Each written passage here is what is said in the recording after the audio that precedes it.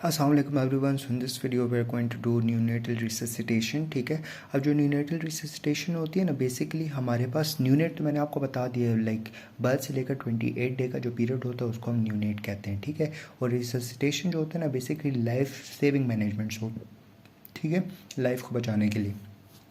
अब बच्चों में हमारे पास जो न्यूनेट्स होते हैं उसमें ये रिससिटेशन करना क्यों ज़रूरी होता है। ठीक है, क्योंकि हमारे पास बच्चों में बेसिकली जो है वो रिस्पायरेटरी और सर्कुलेटरी ट्रांजिशन होती है। ठीक है, अब वो ट्रांजिशन जो है वो इजी हो जाए, इफ़ेक्टिव हो जाए, ठीक है, रैपिड हो जाए, इजी इफ़ेक्टिव रैपिड, तो उसके लिए हम लोग जो है वो रिससिटेशन करते हैं, न्यूनेटल रिससिटेशन। ठीक है नो।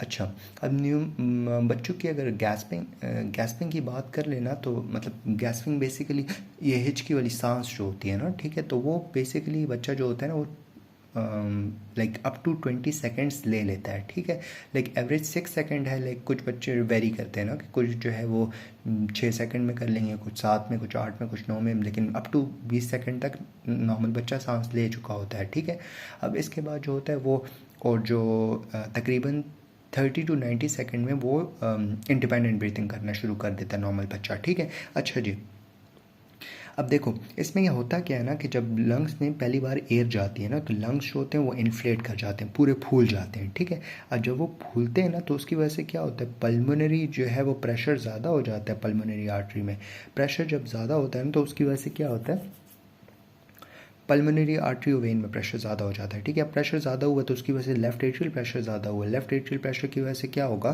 कि हमारे पास जो फोरामेन वेल था ना वो ऐसे करके क्लोज हो जाएगा। पहले वो ऐसे था ना, अब वो ऐसे करके क्लोज हो जाएगा, तो एट्रियम के बीच में जो रास्ता ना वो बंद हो जाएगा। ठीक है, ऐसे करके बंद होगा, ऐसे करके कभी भी नहीं बंद होता, ऐसे करके बंद होता है। ठीक है, अच्छा जी, फिर इसके बाद जो डक्टस आर्ट्रियोसिस था ना, जो पेटेंट था, ठीक है, जो आपका पल्मोनरी ट्रंक आर्टरी जो है वो आपके साथ अटैच है एओर्टा के साथ, तो वो भी बंद हो जाता है because of the increase pressure in the left atrium. ठीक है, तो ये बेसिकली हमारे पास चाहिए होता है फॉर इंडिपेंडेंट ब्रीथिंग। ठीक है, कि ये होगा तभी हमारे पास जो है वो ये सारा कुछ हमारे पास इंडिपेंडेंट ब्रीडिंग होगी, बच्चा जो है वो कॉम्प्लिकेशन से बच जाएगा, ये सारी चीज़ें। ठीक है, और जो राइट टू लेफ्ट शंट होता है वो हेज़नमेंगर सिंड्रोम वो भी ख़त्म हो जाता है। ठीक है, अच्छा जी, अब ये आपको एक टर्म है, दो टर्मिनोलॉजीज़ हैं, एस्फेशिया और एस्फेशिया और हमारे पास हाइपोक्सिया। ठीक है, अब एस्फेशिया बेसिकली हम कहते हैं ना एस्फेक्सिया।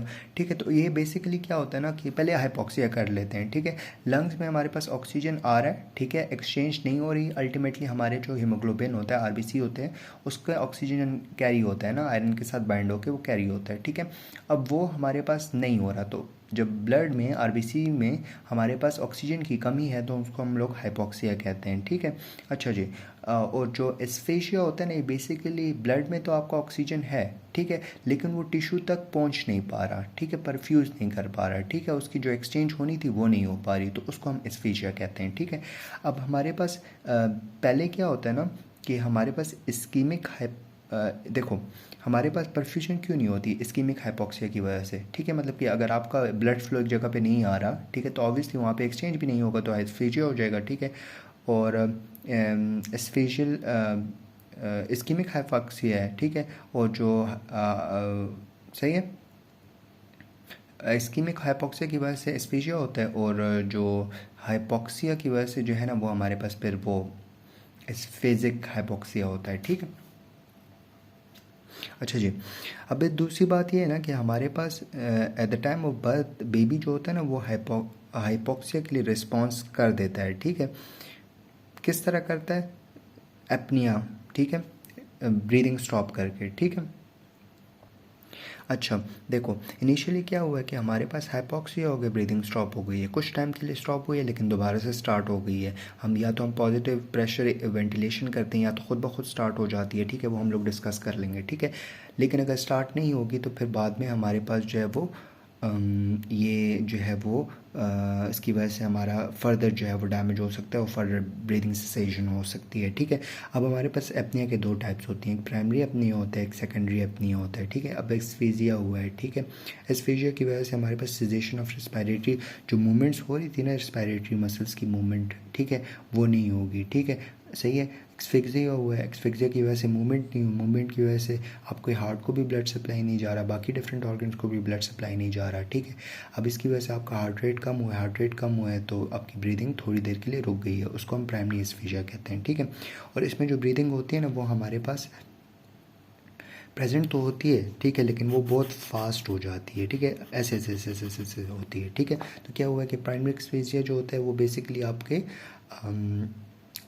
सेजेशन ऑफ रिस्पायरेटरी मसल की वजह से होता है। अब सेकेंडरी, अब अगर आप इसको पॉजिटिव प्रेशर वेंटिलेशन दे दोगे तो ये इम्प्रूव कर जाएगा, ठीक है, लेकिन अगर आप इसको आप ठीक नहीं करते और आप मैनेज नहीं करते ना तो इसकी वजह से क्या होगा कि हमारे पास जो है ना एक्सफिक्सिया कंटिन्यू हो जाएगा और डीप गैस्पिंग रिस्पायरेशन हो जाएगी, ठीक है। डीप गैस्पिंग ऐसे करके पेशेंट जो है वो शैलो डीप रिस्पायरेशन जो है वो करना शुरू कर देगा, ठीक है। तो इसको हम लोग सेकेंडरी एपनिया कहते हैं, ठीक है। और इसमें हमारे पास हार्ट रेट भी कम होगा, ब्लड प्रेशर भी कम होगा, बहुत ज़्यादा कम होगा, और हार्ट रेट हमारे पास इरेगुलर वीक और ब्रीदिंग भी हमारे पास इस तरह हो जाएगी, ठीक है। अल्टीमेटली एंड में हमारे पास ब्रेन डैमेज भी हो सकता है, ठीक है,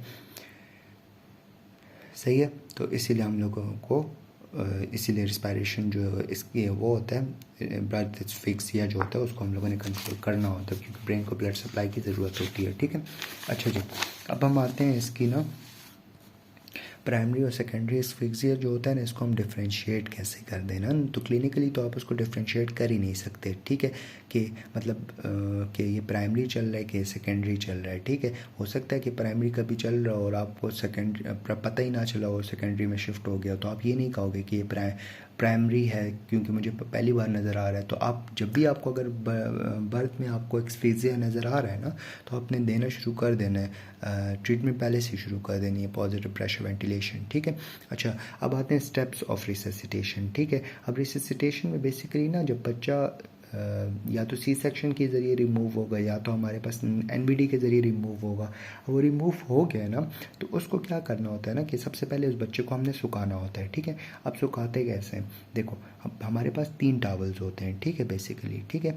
अब जो 3 टॉवल्स होते हैं ना, एक से हम लोग जो है उसको बच्चे को जो है वो साफ़ करते हैं, दूसरे से हम उसको सुखाते हैं और तीसरे से उसको हम लपेट देते हैं कि उसको ठंडा लग जाए, ठीक है। एक से साफ़ किया, एक से सुखाया और तीसरे से जो है वो लपेट दिया। इवन पैराफिन, लिक्विड पैराफिन जो होती है उससे भी हम लोग कोशिश करते हैं कि उसको भी लाइक लुब्रिकेट करके उस किसी कॉटन वगैरह को, किसी कपड़े वगैरह से उससे साफ़ कर लें कि बच्चा जो है वो अच्छे से साफ़ हो जाए, ठीक है। अच्छा जी, फिर इसके बाद ना हमारे पास इवन ऐसा होता है ना कि जब बच्चे को हम लोग साफ़ कर देते हैं ना तो उसको हम वार्मर के नीचे रख देते हैं, ठीक है। रेडिएंट वार्मर होता है, ठीक है। आप अगर लोग ओटी गए हो ना, सही है, पीड्स के, ठीक है, बेसिकली पीड्स के ओटी या आपका जो है वो गायनी का ओटी होता है, ठीक है। जब बच्चा पीडियाट्रिक्स के पास आ जाता है तो वो लोग वार्मर के नीचे रख लेते हैं, ठीक है। तो एक्टिव रिससिटेशंस तो यही होती हैं कि उसको वार्मर के नीचे रख लिया है, ठीक है।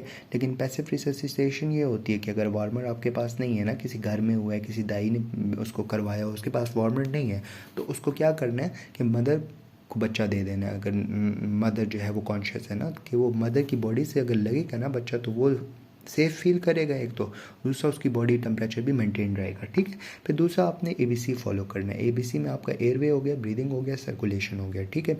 अच्छा जी, अब देखो हमारे पास ना जब एयरवे होता है ना तो अब आपने एयरवे में क्या करना है, आपने पेशेंट का माउथ ओपन करना है, ठीक है। माउथ ओपन करके स्लाइटली उसको एलिवेट करा देना है, ठीक है। इससे एक पोजीशन होती है वो मैं आपको बता दूंगा उसको हम क्या कहते हैं, ठीक है। देखो सबसे पहले आपने माउथ ओपन करना है बच्चे का, ठीक है। फिर उसके बाद माउथ ओपन करने के बाद उसको आपने नेक उसकी स्लाइडली आपने एलिवेट कर देनी है, ठीक है। एलिवेट करने का इसको हम बेसिकली स्निफिंग डॉग पोजीशन कहते हैं, ठीक है। फिर उसके बाद आपने सक्शन करनी है, माउथ से भी करनी है, नोज से भी करनी है, इवन आप जो है ये लंग्स वगैरह तक ये पाइप अंदर ले जाते हो और उसको सक करते हो, ठीक है। ये हो गया। फिर इसके बाद या इनिशियल ब्रीदिंग स्टिमुलेट करने के लिए हम लोग क्या करते हैं, ठीक है। देखो अगर बच्चा जो है वो इनिशियली ब्रीदिंग नहीं कर रहा ना तो आपने क्या करना है कि उसको आपने फ्लिकिंग सोल ऑफ फीट, मतलब जो सोल है बच्चे का उसको आपने फ्लिक करना है, ठीक है। ऐसे करके मारना है, या तो उससे हो जाएगा या तो आप उसके बैक को रब करोगे, ठीक है, सही है। सही है। लेकिन ऐसा नहीं है कि रगड़ना शुरू कर देना, बस एक दो बार आप कर लो, हो जाता है, ठीक है। और अगर इनसे फ़ायदा नहीं हो रहा, ठीक है, कि आपने फ्लिकर भी कर लिया, आपने बैक को भी रब कर लेना है, तो फिर आप पॉजिटिव प्रेशर वेंटिलेशन दे दोगे, ठीक है। अच्छा जी, फिर इसके बाद हमारे पास जो होता है ना, हम लोगों ने अब सर्कुलेशन के लिए हम लोग बेसिकली क्या करते हैं ना, सर्कुलेशन के लिए हम लोग पहले हमने रिस्पायरेशन में सक्शन कर ली, सक्शन करने के बाद हम लोगों ने जो है वो पहले एक एयरवे को क्लीन किया, फिर उसके बाद हम लोग मतलब सक्शन के ज़रिए, ठीक है, फिर उसके बाद आपने फ्लिकिंग और वो अगर बहुत मसला हो रहा है तो फिर पॉजिटिव प्रेशर वे दे देना है, ठीक है। वो हम लोग डिस्कस कर लेंगे कि अगर एफर्ट आती है तो फिर हम लोग करते हैं, ठीक है। अब हमने सर्कुलेशन को मेंटेन करना है, ठीक है। अब सर्कुलेशन को हम कैसे मेंटेन करते हैं, देखो सबसे पहले हम लोगों ने स्टिमुलेट करना है and maintain circulation with chest compression. मतलब फॉर एग्जांपल अगर बच्चा जो है वो सर्कुलेशन उसकी काम नहीं कर रही, ठीक है, उस नीला पड़ा हुआ है, उसकी ब्लड सप्लाई नहीं आ रही पेरिफेरीज में, ठीक है, या हार्ट उसका पंप नहीं कर रहा, ठीक है, तो आपने क्या करना है कि आपने जो है ना उसको चेस्ट कंप्रेशंस देनी है। अब चेस्ट कंप्रेशंस के हमारे पास बेसिकली तरीका होता है, या तो हम लोग 2 फिंगर्स देते हैं, और ये जो स्टर्नम पे होता है, जीफी स्टर्नम, नॉट जीफी स्टर्नम, जो हमारे पास ये स्टर्नम का जो जॉइंट होता है ना, उस पर हम लोग रखते हैं हार्ट के पास, और उसको हम लोग ऐसे 2 फिंगर से दबाते हैं, ठीक है। या तो हम ऐसे करते हैं कि दोनों हाथों से पकड़ते हैं और फिर थंब से दबाते हैं, ठीक है। ऐसे मेरे दूसरे हाथ में कैमरा, तो दोनों हाथों से बच्चे को कमर से ऐसे पकड़ना है और उसको ऐसे ऐसे करना है, ठीक है। अच्छा जी, अब हार्ट रेट जो है वो एटलीस्ट 100 तक होना चाहिए, 100 से ऊपर ही होना चाहिए, ठीक है। अगर इससे ड्रॉप कर रहा है तो फिर आपकी कॉम्प्लिकेशंस आती हैं और आपने इसको मैनेज करना है, ठीक है। अच्छा, फिर इसके बाद आपने क्या करना है कि ना, evaluation is primary based on 3 things, respiration, heart rate and colour, ठीक है। रिस्पायरेशन हो गई, ठीक है, आपका हार्ट रेट आ गया, ठीक है, और कलर आ गया बच्चे का, ठीक है। तो रिस्पायरेशन है, ठीक है, जो हम लोगों ने आपका एयरवे आ जाती है और ब्रीदिंग आ जाती है, ठीक है। और सर्कुलेशन के लिए आपका हार्ट रेट आ जाता है, और सही है, सही है। अच्छा जी, फिर इसके बाद हम आ जाते हैं HRC से, याद कर लो तो कलर वगैरह भी आपको याद आ जाएगा, ठीक है। अब बच्चे को अगर रिस्पायरेटरी एफर्ट आ रहा है, ठीक है, इनिशियली तो आप ये होता है कि अगर बच्चा जो है आपने चेक किया है और हार्ट रेट वगैरह ठीक है उसका, ठीक है, और नहीं सॉरी, अगर उसकी रिस्पायरेशन ब्रीदिंग वगैरह नॉर्मली हो रही है तो आप फिर हार्ट रेट पे चले जाओगे कि हार्ट रेट देखो कि आया बच्चे का हार्ट रेट ठीक है कि नहीं, ठीक है। फिर इसके बाद सेकंड ये केस हो सकता है कि बच्चा नाक पैदा हुआ है, ठीक है, निकाला है उसको बाहर, ना वो रो रहा है, ठीक है, ना वो ब्रीथ कर रहा है, ठीक है। तो इस केस में आपने क्या करना है, वही फ्लिकरिंग करनी है, ठीक है, जो आपने जो है वो उसको बैक को रब करनी है, सक्शन वगैरह कर लेनी है। अगर इससे फ़ायदा नहीं होता तो positive pressure ventilation with the mask and the bag, ठीक है, उस पे कर लेना है, ठीक है। अच्छा जी, फिर इसके बाद हमारे पास ना बेसिकली ना, अगर वेंटिलेशन रेट जो होता है ना वो हमारे पास 40 to 60 मिनट होता है ना, ठीक है। तो प्रेशर रिक्वायर्ड जो हमें देखो, वेंटिलेशन रेट जो होता है ना, अच्छा सॉरी, अब मैंने आपको बताया ना कि अगर हमारे पास जो है ना वो फुल टर्म बेबी है, ठीक है, अब उसका मैंने आपको बताया कि वो क्राई नहीं कर रहा और वो जो है वो उसकी ब्रीदिंग भी ठीक नहीं है, ठीक है। तो उस केस में आपने क्या करना है, 40 से 60 मिनट तक आपने जो है उसको वेंटिलेट करना है, ठीक है।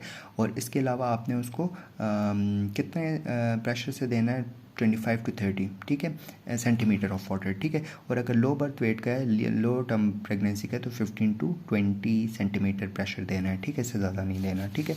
फिर इसके बाद कुछ केसेस ऐसे होते हैं जिसमें हम पॉजिटिव प्रेशर वेंटिलेशन करते हैं लेकिन एंडोट्रैकियल ट्यूब लगा के करते हैं, क्योंकि हमें ख़तरा होता है कि ऐसा ना हो कि हम ये दें और एक्सपायरेशन हो जाए ना।